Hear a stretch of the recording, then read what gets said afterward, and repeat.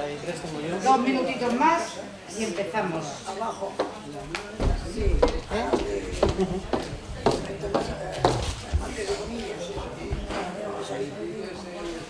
Sí, lo conozco porque yo he vivido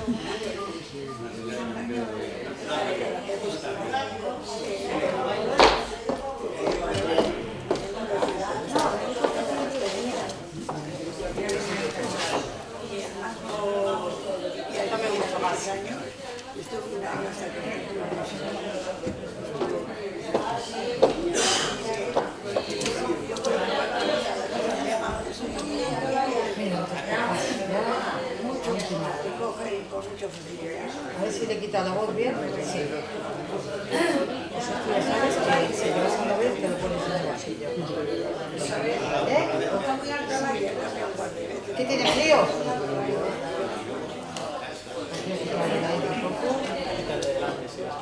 Sí, un poquito. Y empezamos.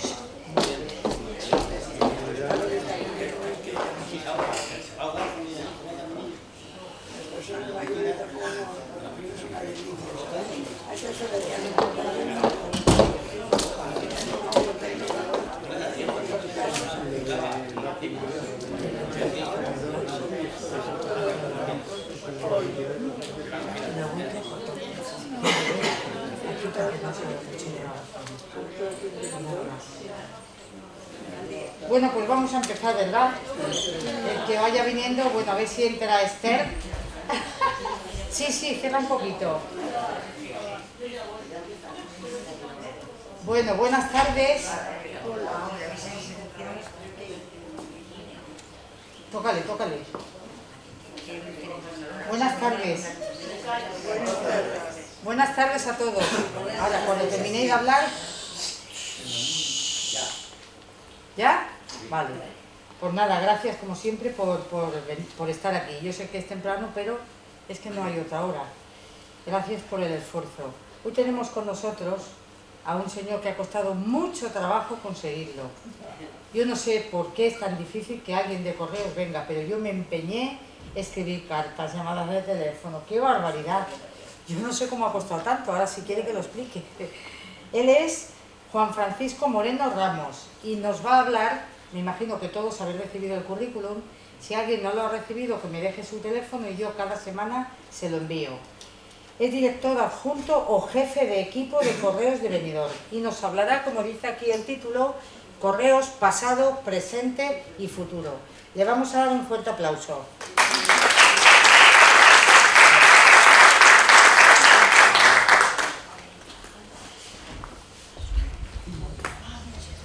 Hola, buenas tardes. Como han indicado, soy el director adjunto de la oficina de Correos de Benidorm. ¿Mejor? ¿Así? Sí, acércatelo.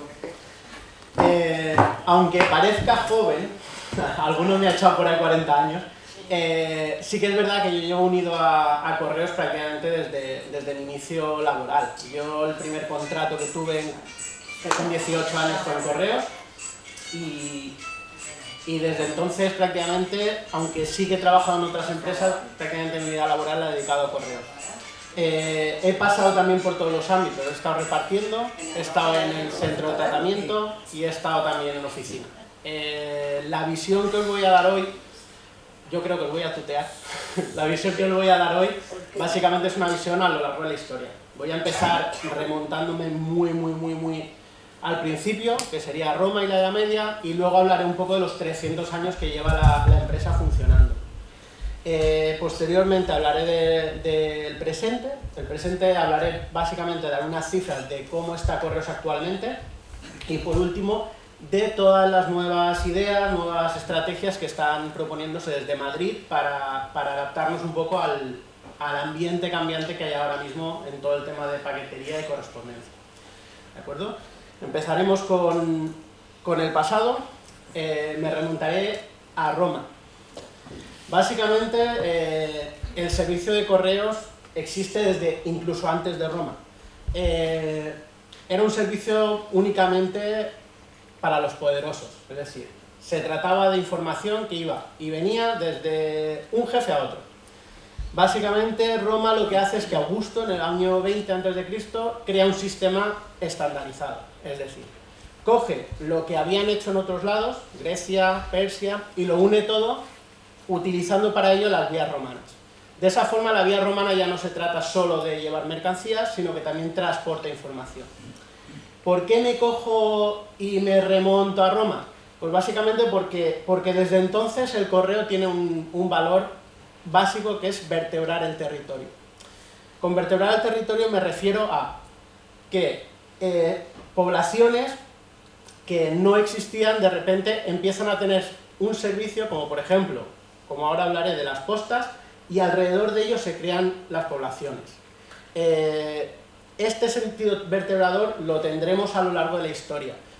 Augusto lo utilizaba básicamente de una forma de espionaje, por decirlo de alguna forma. Él obtenía información a partir de los correos que le llegaban sobre el imperio, pero a su vez todo el entramado alrededor de las vías romanas se constituyeron una serie de poblaciones, al principio pequeñas, que luego se han perpetuado en la historia gracias en parte a este transporte de mercancías y de correspondencia.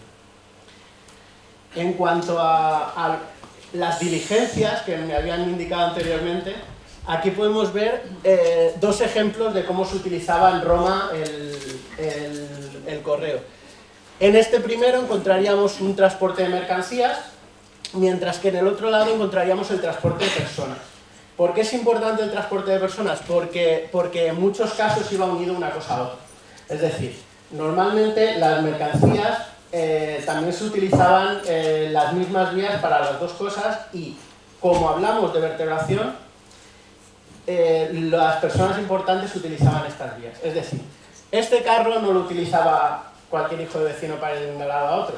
La gente iba caminando. Este carro es un carro utilizado por aquellos cargos importantes de las provincias y para ir a Roma y trasladarse a Roma. De la misma forma, Roma mandaba a las personas importantes, hablamos de gente que mandaba en las provincias, en este tipo de carruajes. Todo esto se resume en mapas como esto. Aquí podemos ver todas las vías que partían, en este caso, de Roma, que la vemos aquí en el medio. Todas estas líneas naranjas que se ven son vías romanas. Todas esas vías romanas fueron las que se utilizaron para el transporte del correo de Augusto. Este correo, básicamente, al principio era un correo en el que se iban cambiando las personas. Es decir, un mensaje pasaba a un mensajero, ese mensajero llegaba a un sitio donde transmitía el mensaje a otra persona, esa persona hacía otro tramo de viaje, pero Augusto entendió que no era lo correcto, que lo ideal para mejorar el servicio era poner un sistema de postas.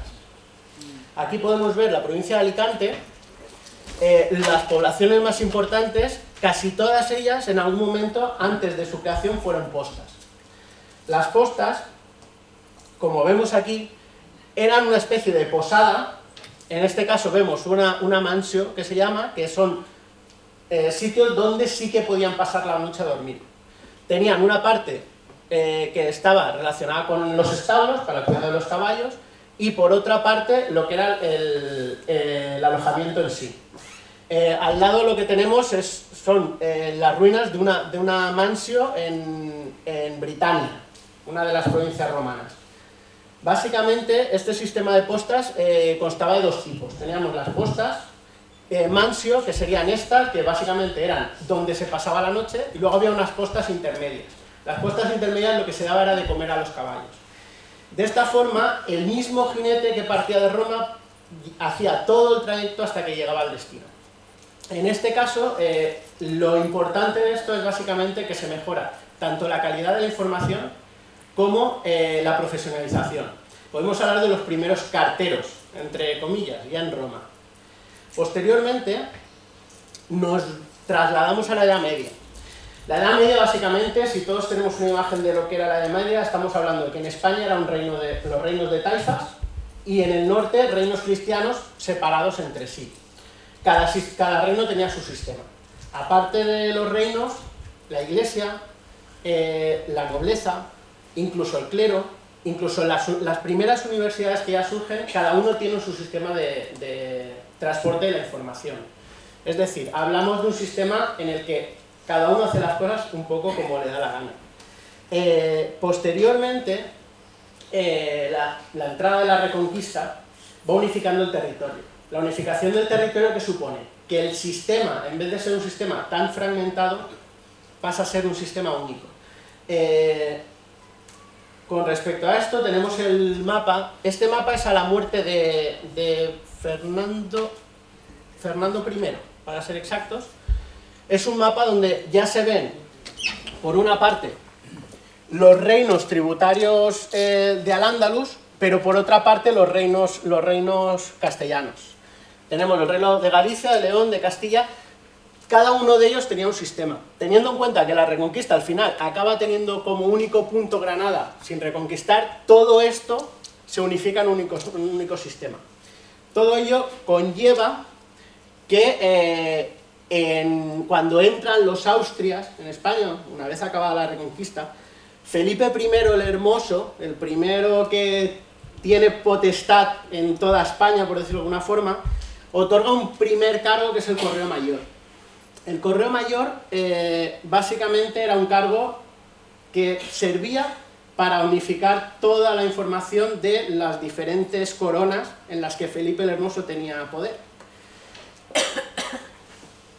Este Correo Mayor recayó en este señor, que vemos aquí en una pintura, que es Francisco de Tasis. Francisco de Tasis fue un importante comerciante que básicamente se dedicaba tanto al transporte de personas como de mercancías. El negocio fue un negocio familiar. ¿Ello qué conllevaba? Que teniendo en cuenta que estamos hablando de que la corona española, junto con Alemania, Suiza, Italia, Francia, todos los reinos europeos, delegaron todas las comunicaciones en este señor. Esto produjo un monopolio. Este monopolio le sirvió para conseguir mucho poder, conseguir muchas amistades, pero también muchas rivalidades. Una de ellas fue la que acabó con uno de sus descendientes y pasó dicho correo a otra familia. Hablamos de los Vélez de Guevara. Era una familia española, a diferencia de los Tasis, que era una familia alemana. Era una familia española que cogió era familia lejana de los Tasis y cogió el sistema básicamente durante 2 generaciones. Cuando llegaron los Borbones a España, en este caso ahora hablaremos de Felipe V, lo que hace es extinguir este Correo Mayor. ¿Por qué? Porque básicamente era una idea de los anteriores y eso no molaba mucho. Como curiosidad, de Tasis tenemos un par de grabados, son dos sellos de belgas, donde vemos los carruajes que utilizaban, tanto para el transporte de mercancías como de personas. Aquí vemos también su escudo familiar, que tiene el color amarillo. ¿Por qué lo destaco? Porque es el origen del amarillo de correos. Estos carros, que eran los que se utilizaban para el transporte de mercancías y de personas, eran siempre amarillos porque era un emblema familiar. De ahí se ha cogido el amarillo de correos posteriormente. Asimismo, si nos fijamos en el nombre, se podrá extrapolar otra cosa que creó también este señor, y es el taxi. O sea, el taxi viene de estos primeros carros que utilizaba para el transporte de personas y que, debido a siempre que eran del mismo color, ese color amarillo, posteriormente se llamó taxi a ese servicio de transporte de personas. Pasamos ya a lo que es correos, y me refiero a correos como su fundación. En principio, este señor, que es Felipe V, que es muy odiado por mucha gente, pero en el fondo es el que me da trabajo hoy en día, porque es el que crea correos. Él establece una disposición en el 1706. ¿Qué pasa en el 1706? Que hay una guerra de sucesión en esa época, desde el 1701 al 1703. Y la disposición de la creación de correos, de eliminar el correo mayor y que pase a ser un servicio del Estado, llega más tarde. Llegan justamente el 8 de julio de 1716. bajo la supervisión de Juan Tomás de Goyeneche, que era uno de los hombres importantes de la corte de Felipe V.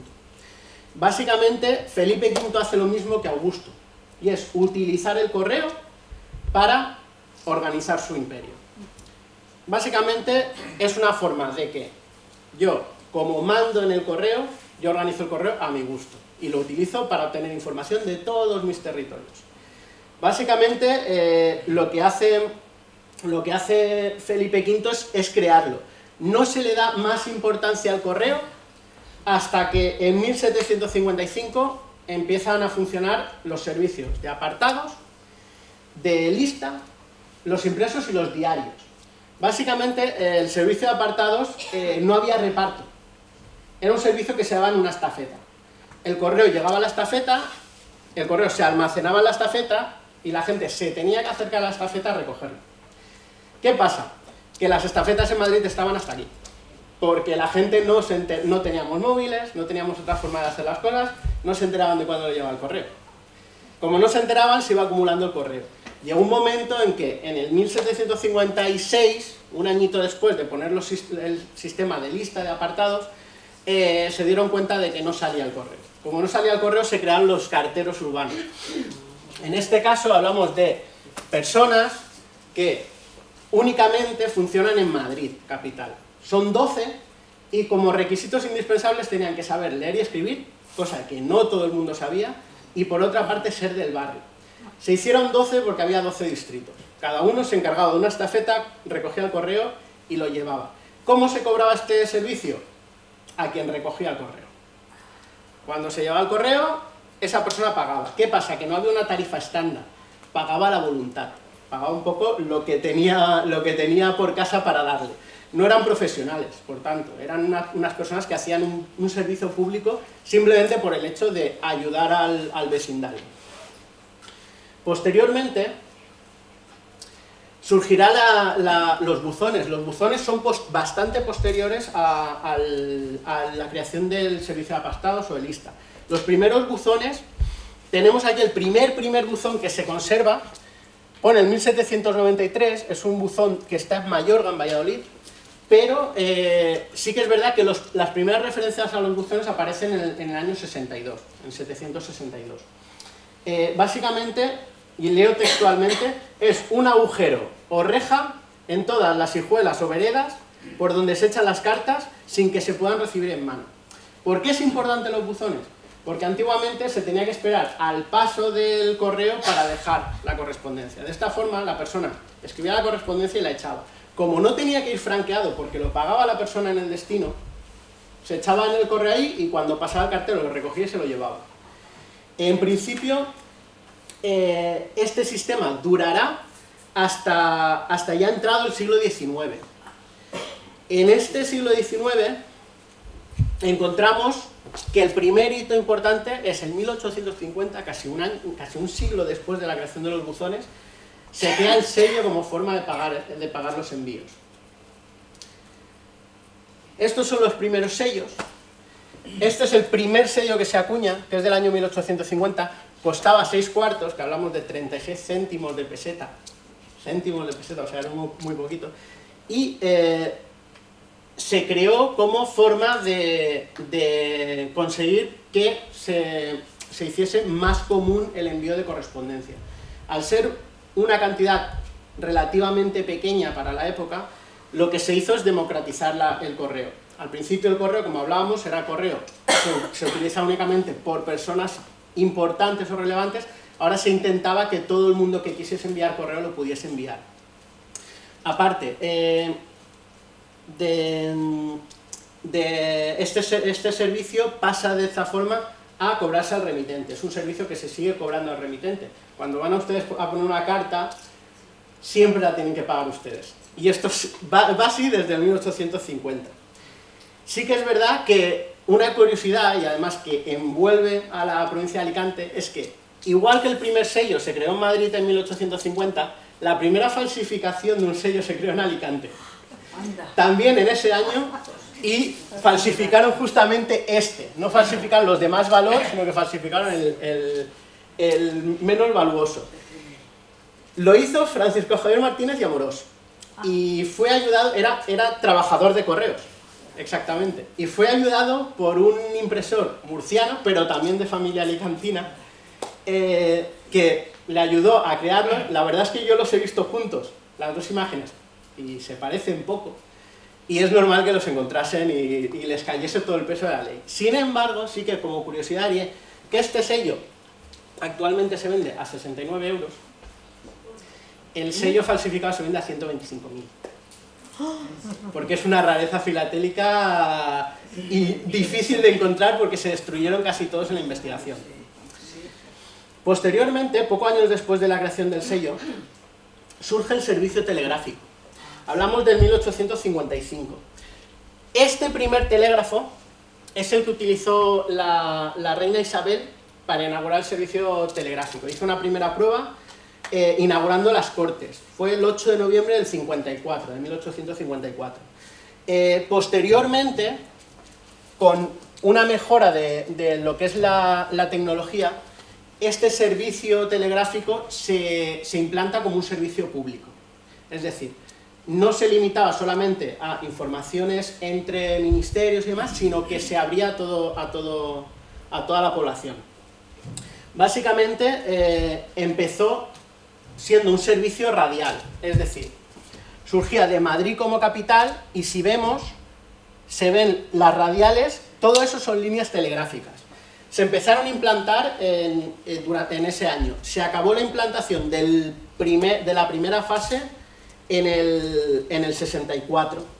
Y básicamente era un servicio que costaba 4 reales, un telegrama de 10 palabras. Esta red que primero vemos que va al sistema radial, posteriormente se unificó mediante círculos concéntricos para comunicar no solo con Madrid, sino entre capitales de provincia. En esta foto podemos ver, muy posteriores, no hablamos del 1800, esto ya es del siglo siguiente, pero vemos la importancia que ha tenido el telégrafo durante la historia de correos. Eran salas muy amplias, donde trabajaba muchísima gente, entre ellos, como vemos en esta foto, mujeres. ¿Por qué hablo de esto? Porque gracias al telégrafo se introduce la mujer en la plantilla. Estamos hablando del año 1882. O sea, nos ponemos en situación y hoy por hoy se supone que no se ha conseguido que en muchas empresas se introduzca a la mujer en igualdad con el hombre. Correos ha empezado a trabajar con mujeres en la plantilla desde 1882. Empezaron el servicio de telégrafos. ¿Por qué? Porque básicamente este año, en 1886, se crea el primer examen en el que se podía presentar una mujer soltera, mayor de 16 años, al examen. Hasta entonces, los exámenes que se hacían eran solamente para hombres o mujeres casadas y con permiso de su marido. En este caso, Correos rompe con ello, entendiendo que una mujer soltera puede hacer el trabajo igual que una mujer casada, y era una forma de darles independencia económica a mujeres del ámbito urbano que no tenían otra cosa de la que tirar. En principio, destacamos, o he destacado, a Consuelo Álvarez. Fue una mujer muy importante no solo para Correos, sino para todo el personal que trabaja ahora en telecomunicaciones. Creó o fomentó la creación de la Escuela Superior de Ingenieros de Telecomunicaciones, y aparte fue una mujer que compaginó su trabajo de telegrafista con la política, con la cultura, con luchar por los derechos de la mujer. O sea, hizo un poco de todo, y fue gracias a este primer impulso de Correos, al darle un trabajo estable en el que podía dedicarse a otras labores, la que consiguió que se consiguiesen muchas cosas en España en cuanto a la lucha de la mujer. Posteriormente, muy poquitos años después, en el 1884, se introduce el teléfono. Esto primero que vemos es el primer teléfono que se crea en los almacenes de telégrafos. ¿Por qué digo los almacenes de telégrafos? Porque Telefónica no surge hasta el 1924. Hablamos de que el primer servicio telefónico público no lo tiene Telefónica, lo tiene Correos. Este primer teléfono será el utilizado por María de las Mercedes para hablar con Alfonso XII antes de su boda. Este primer teléfono. Como podemos ver, era un teléfono que era operado por una persona, en este caso una telefonista. Esto sí que es de la Fundación Telefónica, es algo posterior. Y es otro ámbito en el que principalmente trabajarían mujeres dentro de la empresa. Hay que tener en cuenta que este primer teléfono también sirvió para establecer un sistema telefónico entre ministerios en Madrid. Esta línea telefónica prácticamente sigue funcionando hoy en día. Se han cambiado los aparatos, pero la idea de tener una línea interna de teléfono para los ministerios sigue funcionando. Estuvo durante casi un siglo funcionando con este tipo de aparatos. Con la modernización se ha creado nuevo. Aquí tenemos dos imágenes de telefonistas, algo posteriores, ambos de la Fundación Telefónica. Este, si no me equivoco, es Vitoria, y este creo que es una centralita en Madrid. Básicamente era un trabajo, como podemos ver, operado casi exclusivamente por mujeres. Sí que es verdad que coincidió junto con el telégrafo porque las líneas utilizadas, aunque eran diferentes, utilizaron las mismas vías. Es decir, igual que se implantó el telégrafo, posteriormente se implantó la línea telefónica por las mismas vías donde se había implantado primeramente el telégrafo. Más tarde, 5 añitos más tarde, en 1889, se crea el Cuerpo de Empleados de Correos.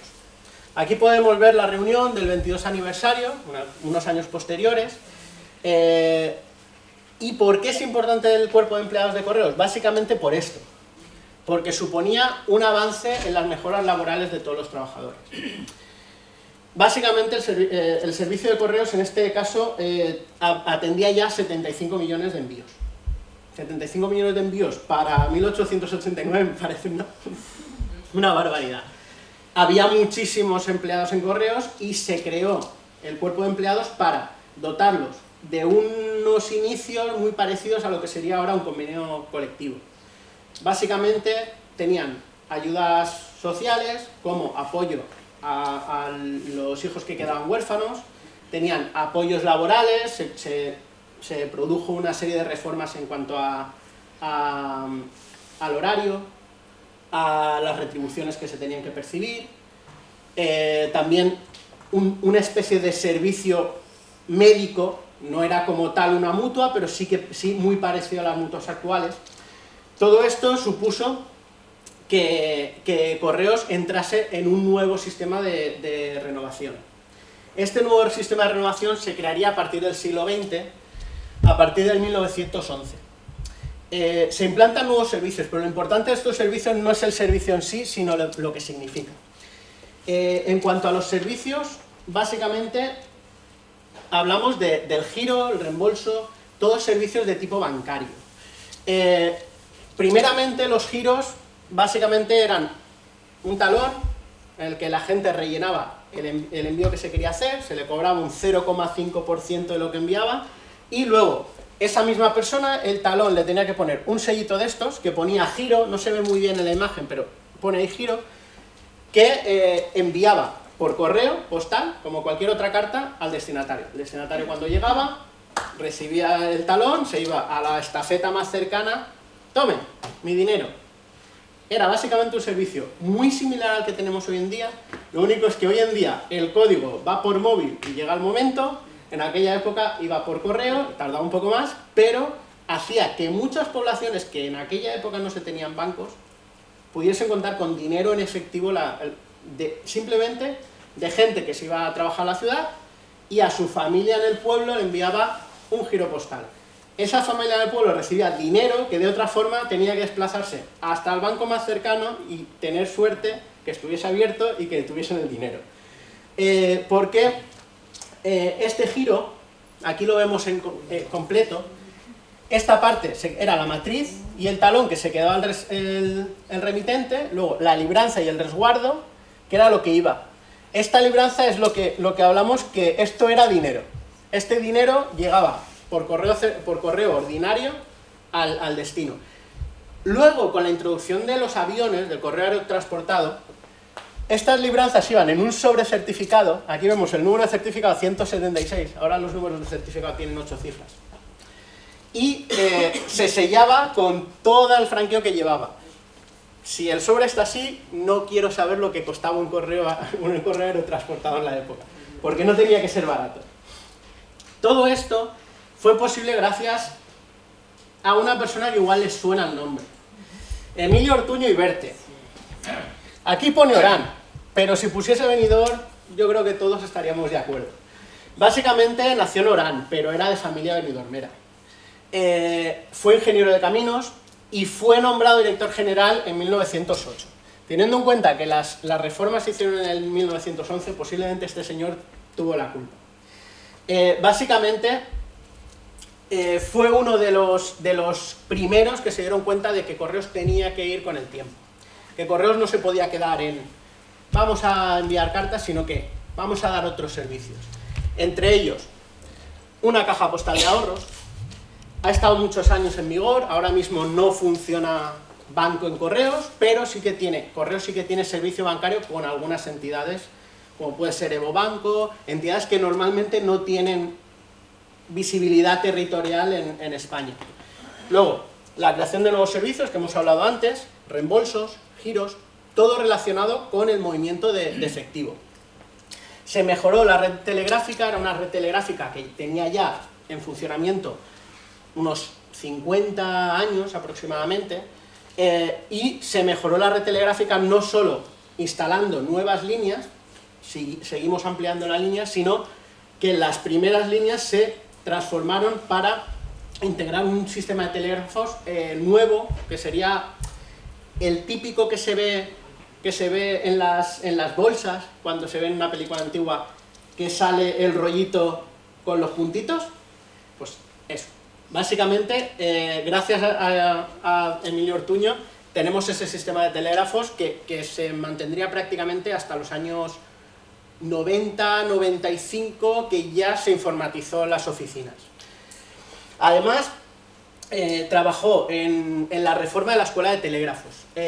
Al igual que se creó la Escuela de Ingeniería de Telecomunicaciones, se creó una escuela de telégrafos para formar a los telegrafistas antes de entrar a trabajar. Este señor lo que hizo es reformarla y dotarlas de profesionalidad. Antiguamente era un poco todo amateur, la gente iba, echaba ahí un cursillo y ala, ponte a trabajar. Este señor les dotó de formación reglada, que era algo que no tenía todo el mundo en la época. Por último, como ingeniero que era, fomentó la construcción del Palacio de Comunicaciones de Madrid. El Palacio de Comunicaciones de Madrid es donde actualmente, si no me equivoco, es donde actualmente está el ayuntamiento. Es un edificio que yo no sé si han estado en Madrid últimamente, pero es un edificio imponente. Pues lo utilizó para las comunicaciones, es decir, ese edificio era de Correos, por decirlo de alguna forma. Y fue gracias a una persona de Benidorm, o sea, porque básicamente, aunque naciese en Orán, era una persona que era de aquí del pueblo. Posteriormente, y fomentado también por este señor, surgió el servicio aeropostal. Aquí tenemos uno de los aviones que lo utilizaban. Al principio el servicio aeropostal recayó en una empresa francesa. Es la empresa que ahora mismo está creando el Airbus. Es una de las empresas que trabajan para Airbus. Fue una empresa francesa que funcionó los 10 primeros años. Posteriormente, una unión de empresas españolas, entre ellas Iberia, la Unión Aérea Española, cogerían y harían un conglomerado para hacerse cargo del correo. El correo aerotransportado, como hemos visto anteriormente, era un servicio que no era barato. Era un servicio muy urgente, era un servicio que permitía la unión entre poblaciones que normalmente el correo tardaría una semana, llevarla prácticamente al día siguiente. Esta empresa utilizó sus aviones durante los años de la Guerra Civil. Lo que pasa es que el estallido de la Guerra Civil les hizo perder la flota. Esos aviones se reconvirtieron en aviones civiles, pero para uso militar. Las líneas que utilizaban eran tres. Era una línea peninsular que unía Sevilla, Valencia, Barcelona, Madrid y Baleares. Otra línea que iría al norte de África, que uniría Canarias y las colonias que teníamos en el norte de África, y por último una línea europea, que es la que se mantuvo más tiempo porque sirvió para que el bando, en este caso el bando republicano, porque operaban principalmente desde Barcelona, el bando republicano utilizase esos aviones para transmitir y recibir correo y provisiones desde Londres, París. Posteriormente, aquí tenemos la foto, estos aviones casi todos se pintaron con el logo de Iberia. Pasaron a ser de la flota de Iberia. Iberia fue la que se hizo cargo del correo aerotransportado durante muchos años. En este caso hablamos del 61. En este caso, Iberia estuvo funcionando el correo aerotransportado prácticamente hasta hoy en día, porque es un servicio que al fin y al cabo Correos ha fletado a diferentes empresas. En el 1962, que parece que está más cerca de lo que parece, empezaron los buzones domiciliarios. Aquí vemos unos buzones, de los primeros que se instalaron, los buzones con llave, donde el cartero llevaba todas las llaves colgadas y abría buzón por buzón o buzonada por buzonada, embuzonaba y volvía a cerrar. Posteriormente se hicieron los buzones, estos son mucho más modernos, son buzones donde cada propietario tenía la llave y simplemente se embuzona la carta por arriba. Los buzones domiciliarios, ¿por qué los nombro? Es una cosa que dicen, buzón domiciliario, esto no tiene importancia. La tiene, pones en razón, hasta entonces se recibía la carta en mano. El recibir la carta en mano supone un problema cuando hay cosas que no quieres que se enteren. Básicamente, el recibir la carta en mano es que todo el mundo sabe que Pepito ha recibido una carta. En el momento que entra el buzón da, primero, agilidad, no tienes que buscar a la persona. Y segundo, privacidad. Se echaban las cartas en el buzón y nadie sabía nada de qué le había llegado a Pepito, a Juanito. ¿Qué pasa? Que estos buzones, este tipo de buzones, las buzonadas, se han mantenido hasta la actualidad. Es más, ahora mismo este tipo de buzonadas es el que Correos está fomentando en todos los ámbitos, sobre todo en los rurales. Todos hemos visto, típica carretera de montaña, 5 buzoncitos, cada uno de su... Eso Correo lo está intentando eliminar. Por una razón, por lo que hablamos, por la agilidad. Si tenemos una buzonada, el correo llega en el momento. Si tenemos que estar buscando un buzón cada 20 kilómetros, es un poquito más complicado. Luego, posteriormente, ya entrando en los años 80 y 90, que como quien dice es ayer, se creó el código postal. Es una cosa que me ha sorprendido porque yo pensaba que llevaba mucho más tiempo funcionando. Es prácticamente tan viejo como yo. La creación del código postal supuso un cambio importante en Correos, porque permite la automatización. Automatización me refiero a el poner 5 dígitos conlleva de que la persona que está clasificando ya no tenga que leer. Ve un código y echa. ¿Qué pasa? Que esto supone velocidad en la entrega, un sistema igual para todos. Estos códigos postales, no sé si tenéis conocimiento, pero básicamente sigue una estructura básica, que es, los 2 primeras cifras son la provincia, en nuestro caso Alicante es 03, luego la tercera cifra es el encaminamiento, se utiliza el 0 para capitales, el resto va en función de la zona, en este caso tenemos el 5, igual que La Nucía, Alfaz, Altea, El Ávila, Campello, o sea, la zona esta sería el 5, luego la cuarta cifra es la ruta y la quinta el reparto. Aquí en Benidorm tenemos 3 códigos postales, 03501, 2 y 3. Básicamente es que todo es igual menos el reparto. El reparto, aunque salen todos de la misma oficina, está dividido en 3 zonas y cada zona tiene sus carteros.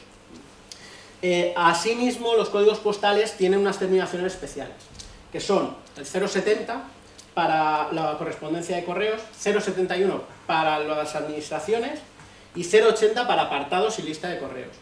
Todo esto, ¿por qué es importante? Porque todo esto conlleva que se pueda dar el siguiente paso, que es la informatización de las oficinas. Si tú tienes un sistema que básicamente se basa en números, tú con meter el número en un ordenador ya te dice dónde va. Es lo que se produjo con la informatización de las oficinas. Lo que conseguimos con ello es menos listas de espera, porque la gente llega y y la carta se va, no hay que escribir la mano. Si se escribe a mano, el sistema reconoce el código postal. Por otra parte, antiguamente se apuntaba todo en un libro. Yo esos libros, mi padre, que también ha sido cartero, yo ese libro lo he visto. O sea, era un libro de registro de la correspondencia certificada que entraba. Era, coge la carta, apunta quién la envía, apunta dónde va y apunta el código. No era el mejor sistema. Eso conllevó, el cambio este de la informatización conllevó quitar muchísimo papel, muchísimos recursos que se estaban destinando a apuntarlo todo, pasó a no tener que apuntar prácticamente